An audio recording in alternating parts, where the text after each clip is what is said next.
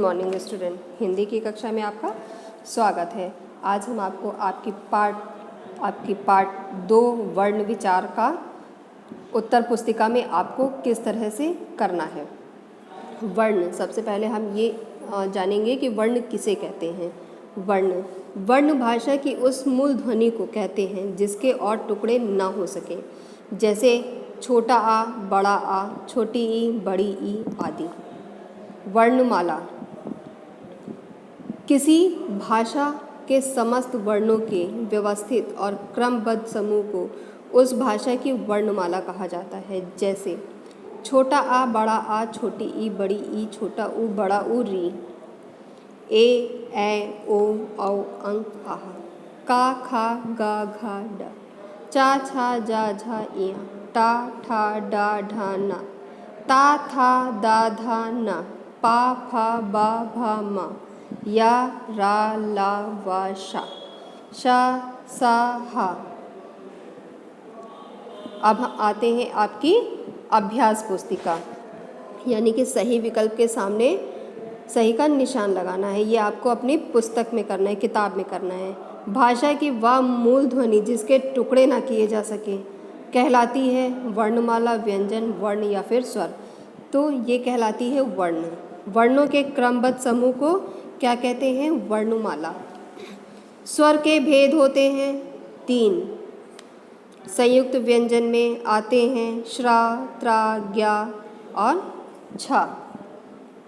उसी प्रकार हमारा अगला प्रश्न है, व्यंजन के भेद होते हैं कितने? व्यंजन के कितने भेद होते हैं? 3।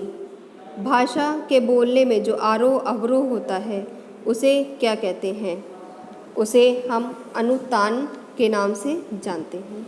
उसके बाद नीचे लिखे वर्णों को उनके सही भेद से मिलाइए।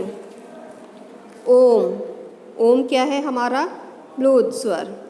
उसके बाद छोटा आ, छोटी ई, छोटा ऊ और ऋषि, ऋषि, ये क्या है? हमारे हास्व स्वर। ये क्या है? हमारे हास्व स्वर। बड़ा आ, बड़ी ई, बड़ा ऊ, ए, ऐ, ओ, औ, ये क्या है? हमारे दीर्घ स्वर। या, रा, ला, वा, ये क्या है? अंतःस्थ व्यंजन।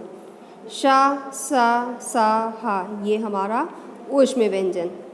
उसके बाद हम आगे चलते हैं अपने सही गलत के निशान की तरफ। वर्णमाला में व्यंजन वर्णों के 4 भेद माने गए हैं, सही या फिर गलत। तो वर्णमाला में व्यंजन का सही रूप गलत। हास्व स्वर के उच्चारण में सबसे कम समय लगता है, सही। प्लुत स्वर के उच्चारण में दीर्घ स्वर के उच्चारण से अधिक समय लगता है, गलत। ए, पा का उच्चारण स्थान ओष्ठ है, सही। सा एक अंतःस्थ व्यंजन है, गलत। उसके बाद हिंदी वर्णमाला में कुल 4 हास्व तथा 7 दीर्घ स्वर हैं। जिन स्वरों में हास्व की तुलना में 2 गुना समय लगता है उन्हें दीर्घ स्वर कहते हैं। भाषा की छोटी से छोटी ध्वनि को वर्ण कहते हैं। व्यंजनों की संख्या 33 होती है। स्वरों की सहायता के बिना व्यंजन का उच्चारण नहीं किया जा सकता। उसके बाद हम आते हैं स्वरों की मात्राओं का प्रयोग के आधार पर लिखिए। अब जैसा कि यहाँ दिया है स्वर, मात्राएं और प्रयोग। स्वर हमारे कौन से हैं? छोटा आ, बड़ा आ, छोटी ई, बड़ी ई, छोटा ऊ, बड़ा ऊ, ऋषि, ए, ऐ, ओ, औ।